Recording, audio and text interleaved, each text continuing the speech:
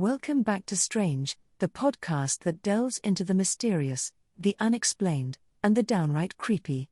I'm your host, AI, and today we're venturing into one of the most infamous haunted houses in American history, the DeFeo house, better known as the Amityville Horror House. This case is a cocktail of true crime, paranormal claims, and media frenzy, making it a perfect topic for our show.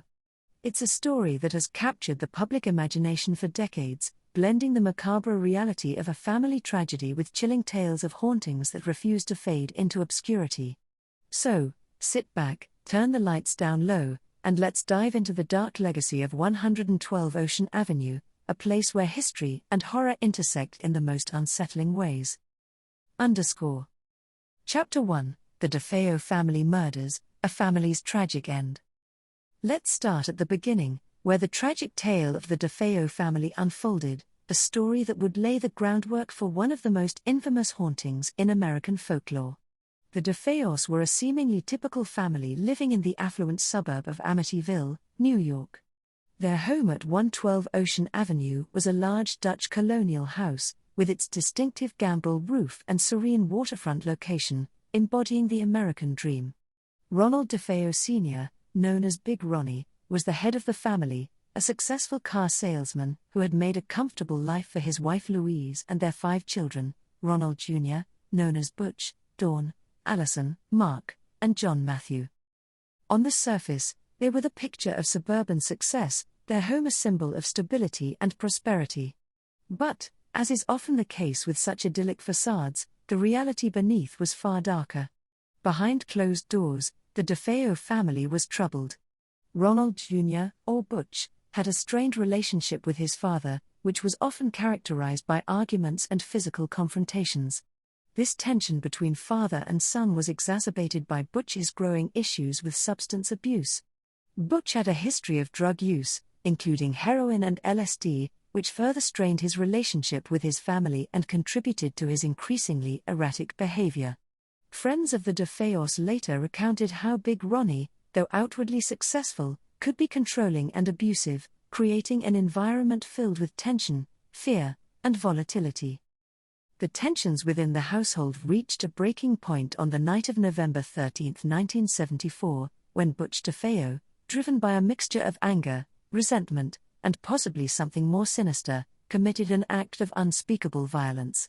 Around 3:15 a.m., armed with a .35 caliber Marlin rifle, Butch systematically shot each member of his family as they slept in their beds. The chilling aspect of these murders is the eerie silence that surrounded them. No one in the neighborhood reported hearing gunshots, which is puzzling considering the loud noise a rifle makes. This has led to much speculation over the years, with some suggesting that the family might have been drugged before the murders took place, though no evidence of sedatives was found during the autopsies. The details of the crime are haunting and raise as many questions as they answer. All 6 victims were found lying face down, with no signs of struggle, as if they had been immobilized or unaware of the danger until it was too late. Butch later claimed that he had heard voices in his head urging him to kill his family, a claim that would become central to his defense. These voices, he insisted, were relentless, driving him to commit the unthinkable. When the bodies were discovered, the shockwaves reverberated not only through the small town of Amityville but across the nation. The DeFeo family murders became one of the most notorious crimes of the 20th century, a case that captured the public's attention with its brutal nature and the disturbing psychological elements involved. But as we'll see, the story of the DeFeo family didn't end with the murders. This was just the beginning of a much darker saga. Chapter 2: The Aftermath and Ronald DeFeo Jr.'s Trial. The gruesome nature of the DeFeo murders meant that Ronald Butch DeFeo Jr.'s trial was always going to attract significant media attention. But as the proceedings unfolded, the trial became as much about the bizarre and unsettling claims made by Butch as it was about the murders themselves. The defense, led by attorney William Weber, attempted to plead insanity, arguing that Butch had been driven to kill by demonic voices that he claimed had haunted him for weeks leading up to the murders. These voices, Butch said, were insistent and overpowering, leaving him no choice but to obey their commands. The notion that Butch was possessed by an evil force added a layer of intrigue to the case, a dark undercurrent that would later play heavily into the paranormal narrative surrounding the house. Throughout the trial, the defense tried to paint a picture of a young man who was not in control of his actions, a man whose mind had been taken over by something beyond his understanding. They highlighted Butch's history of drug use, his troubled relationship with his father, and his claims of hearing voices as evidence that he was deeply disturbed and incapable of understanding the nature of his actions. However, the prosecution, led by Gerard Sullivan, argued that Butch was fully aware of what he was doing and that his actions were those of a cold-blooded killer, not a man driven to madness by supernatural forces. They pointed out that Butch had attempted to cover up his crime by disposing of the murder weapon and fabricating a story about the killings being a mob hit. This, they argued, was evidence that Butch was sane enough to understand the consequences of his actions and to try to evade capture. The jury was faced with a difficult decision. The claims of demonic possession and insanity were compelling but lacked hard evidence. Ultimately, the jury rejected the insanity defense, finding Butch DeFeo guilty on 6 counts of second-degree murder. He was sentenced to 6 consecutive life terms in prison, where he remained until his death in 2021. But even as Ronald DeFeo Jr. began serving his sentence, the story of the house at 112 Ocean Avenue was far from over. The sensationalism surrounding the case had only just begun, laying the groundwork for what would become one of the most famous haunted house stories in history. The trial not only condemned Butch DeFeo to a lifetime behind bars but also sealed the fate of the house itself. It was no longer just the scene of a horrific crime, it was now a place steeped in darkness, where the line between reality and the supernatural began to blur. The media frenzy that followed the trial ensured that the story of the DeFeo murders would not be easily forgotten, and it set the stage for the strange and terrifying events that were soon to come. Chapter 3: The Lutz Family Moves In, From Dream Home to Nightmare. Just over a year after the brutal murders, the Lutz family, George, Kathy, and their 3 children, moved into the DeFeo house in December 1975. The house had been on the market for some time, and the Lutzes were able to purchase it at a significant discount, likely due to its grim history. For the Lutzes, this seemed like the opportunity of a lifetime. Despite knowing about the horrific events that had taken place there, they were undeterred, drawn in by the house's size, amenities, and waterfront location. With its large, spacious rooms, boathouse, and swimming pool, the house represented everything they had ever wanted: an ideal place to raise their family and build a future. Little did they know that this dream home would quickly turn into a nightmare. From the very first day they moved in, the Lutzes claimed they were plagued by a series of disturbing and inexplicable events. At first, these occurrences were subtle, small, strange happenings that could almost be dismissed as the quirks of an old house. But soon, these events escalated, becoming more frequent and far more terrifying. George Lutz, in particular, reported a drastic change in his behavior. A man who had always been level-headed and rational, George became obsessed with the fireplace, constantly stoking it to the point of burning wood excessively, as if trying to ward off a chill that no one else in the house felt. This obsession soon became all-consuming, affecting his mood and behavior in ways that worried his family. He also began waking up at 3:15 a.m. every night, the same time Butch DeFeo had committed the murders. This pattern of waking at the witching hour is a common trope in paranormal experiences, often associated with demonic activity, and it added a layer of fear and unease to the Lutzes' experience. As time went on, the paranormal phenomena became more overt and terrifying. The family reported foul odors that would move from room to room, as if something unseen was passing through the house. These odors were often accompanied by sudden drops in temperature, giving the sense of an invisible presence lurking nearby. Black stains began to appear on toilets and fixtures, and most disturbingly, a green, gelatinous slime oozed from the walls, a sight straight out of a horror movie but all too real for the Lutz family. The experiences became increasingly terrifying. Kathy Lutz claimed to have seen red, demonic eyes staring at her through the window, and both she and George reported having physical sensations of being touched or grabbed by unseen forces. These encounters left them feeling vulnerable and violated, as if the very walls of the house were alive with malevolent intent. Perhaps most frightening was the appearance of a pig-like creature with glowing red eyes, which their daughter Missy referred to as her friend Jody. Jody, according to Missy, could change shapes and even fly, a detail that added a bizarre and sinister element to the haunting. The presence of this creature disturbed the family deeply, not just because of its appearance, but because of the strange influence it seemed to have over their daughter. It was as if the house itself had taken on a life of its own, feeding off the fear and confusion of its inhabitants. The Lutzes tried to rationalize these experiences, attributing them to the stress of moving into a new home or the residual energy from the DeFeo murders. But as the days went by, it became increasingly clear that something was very wrong with 112 Ocean Avenue. The house that was supposed to be their sanctuary had become a place of terror, and the Lutzes found themselves living in a waking nightmare, with no explanation and no escape. Chapter 4: Fleeing the House, the Lutz family's desperate escape. After just 28 days in the house, the Lutz family fled in terror, leaving all their belongings behind. The night before they left, George Lutz described the final straw, a series of violent and terrifying events that included loud banging noises, doors slamming on their own, and an eerie sense of a malevolent presence closing in on them. The family had reached their breaking point, unable to endure the relentless onslaught of paranormal activity any longer. They packed what little they could carry and took refuge with Kathy's mother, refusing to return to the house even to collect their possessions. The trauma they experienced was so intense that they never set foot in the house again, leaving behind everything they had worked so hard to build. The Lutzes' escape from the house marked the beginning of their public ordeal. The story quickly gained attention, spreading like wildfire through the local community and beyond. What had happened at 112 Ocean Avenue? Was the house truly haunted, or was there another explanation for the terrifying events the Lutz family had endured? The Lutzes themselves were desperate for answers, but they were also wary of the attention their story was attracting. Despite their initial reluctance, the Lutzes eventually agreed to have their experiences documented in a book by J. Anson.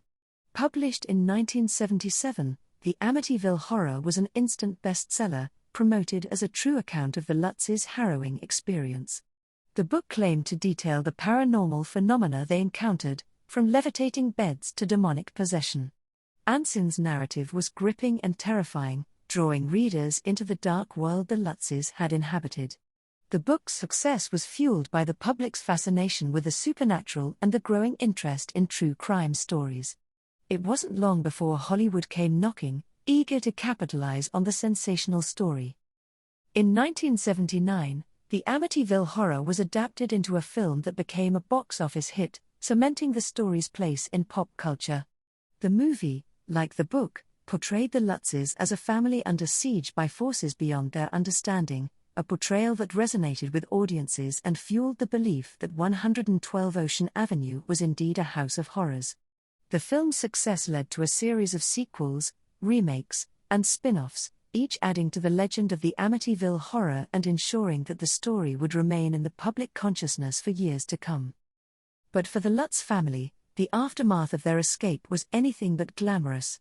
They found themselves at the center of a media storm, with reporters, paranormal investigators, and skeptics all vying for their attention. The constant scrutiny took a toll on the family, adding to the trauma they had already experienced.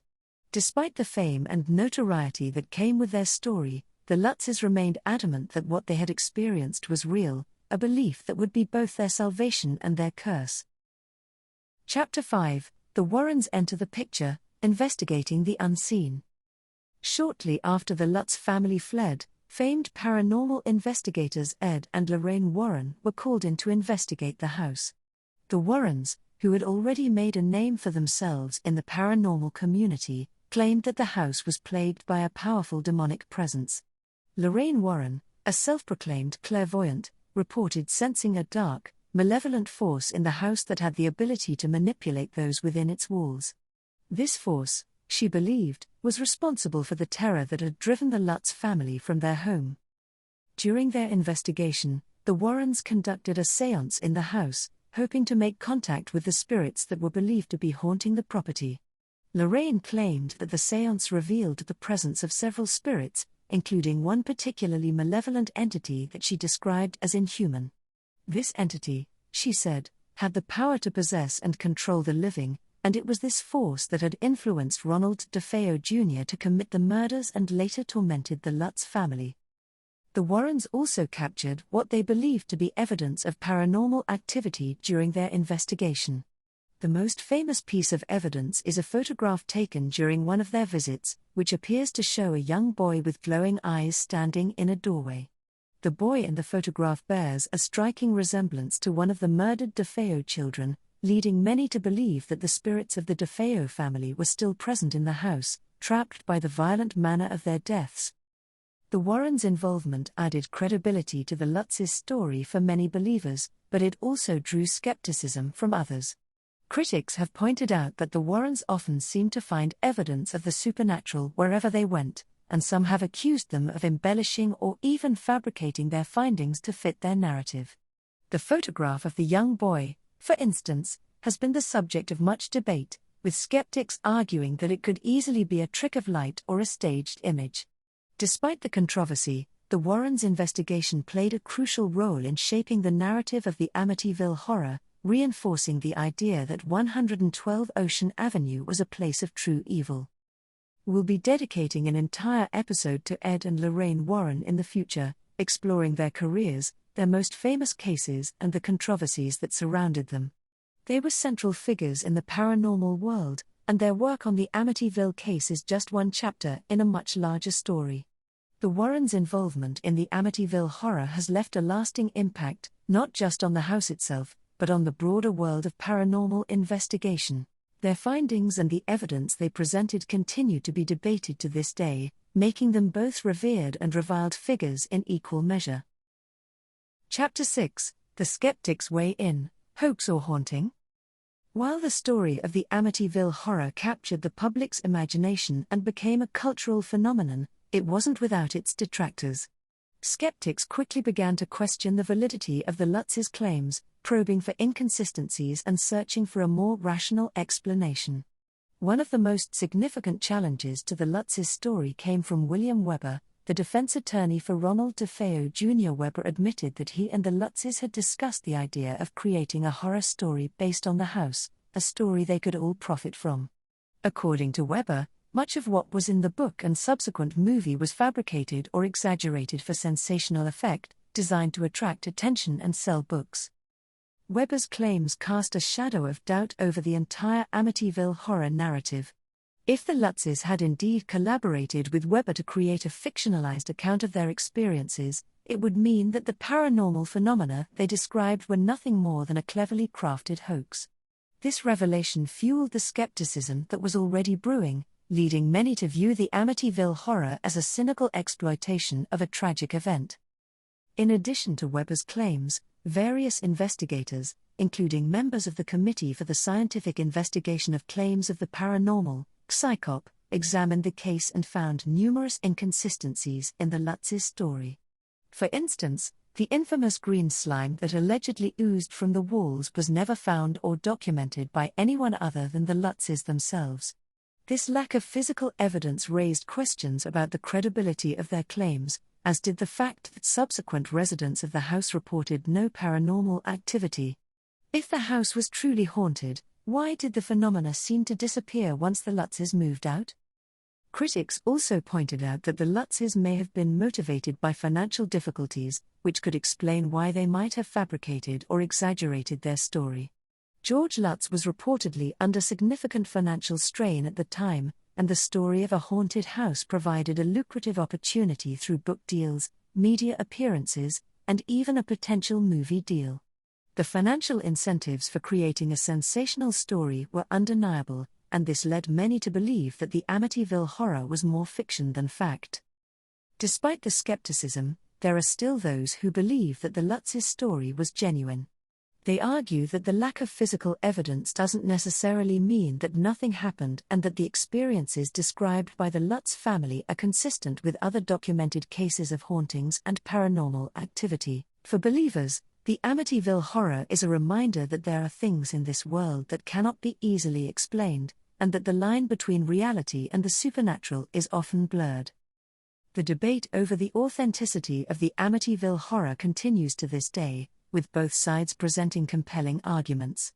Whether you believe the story or not, there's no denying that it has left a lasting impact on our cultural imagination, raising questions about the nature of fear, belief, and the power of storytelling. Chapter 7: The Enduring Mystery. Why does Amityville continue to haunt us?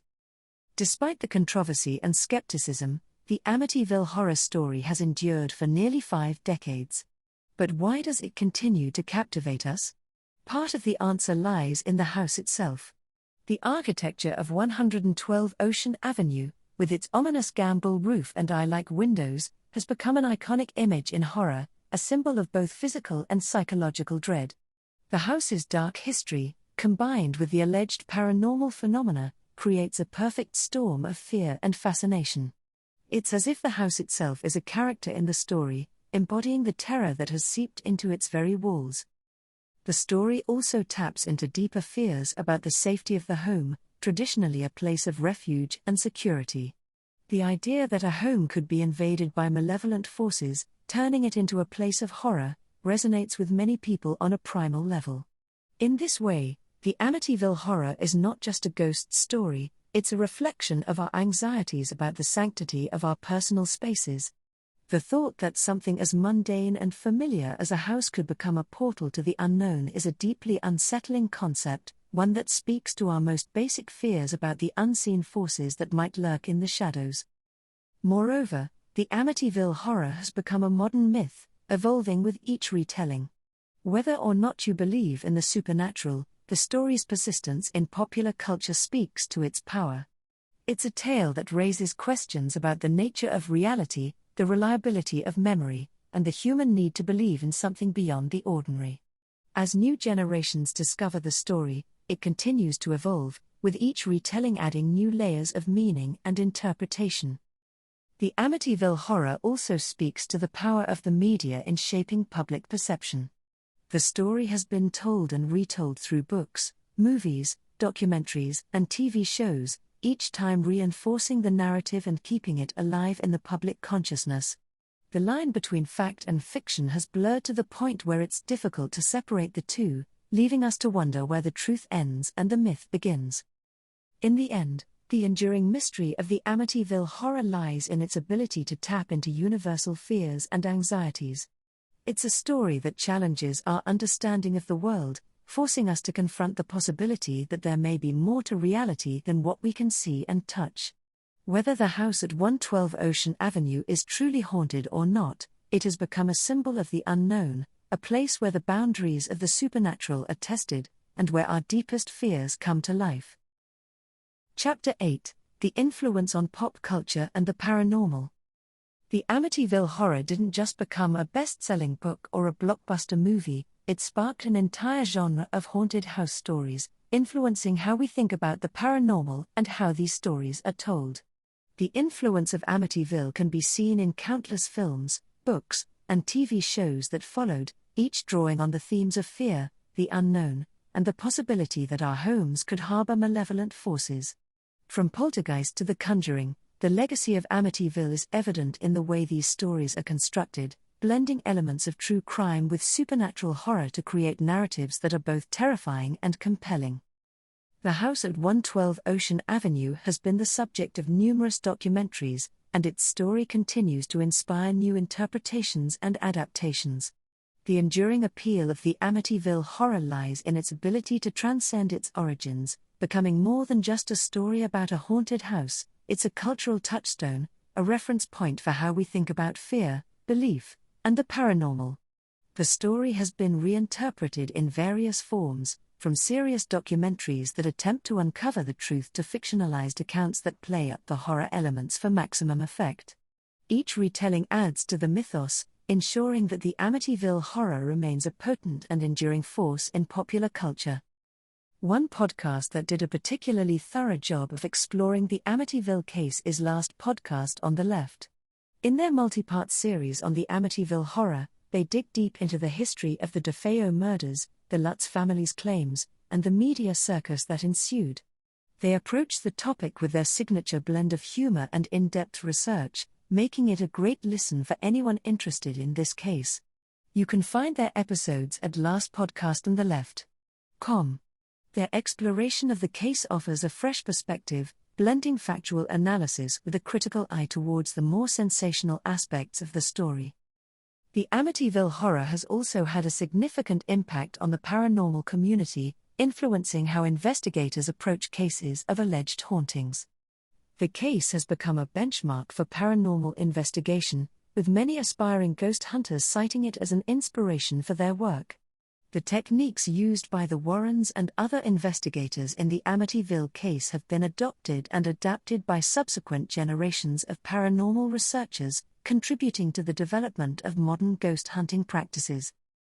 In this way, the influence of the Amityville horror extends beyond the realm of entertainment, shaping our collective understanding of the paranormal and our approach to investigating the unknown. It's a story that has left an indelible mark on our cultural landscape, one that will likely continue to be retold and reinterpreted for years to come. The final chapter, fact, fiction, or something in between. So, after all this, what do you think? Was the Amityville horror a genuine case of a haunted house, a cynical hoax, or perhaps something in between? The truth may never be fully known, but what is certain is that the story of 112 Ocean Avenue has become a part of our cultural fabric. It's a reminder of how stories can take on a life of their own, blurring the lines between fact and fiction, and leaving us to ponder the mysteries that might still be lurking in the shadows. The Amityville horror challenges us to question what we believe, to consider the possibility that there may be more to the world than meets the eye, and to confront the idea that our darkest fears may not be as far-fetched as we'd like to believe. Thank you for joining me on this deep dive into one of the most famous haunted houses in history. If you enjoyed this episode, please subscribe, leave us a review, and share your thoughts with us.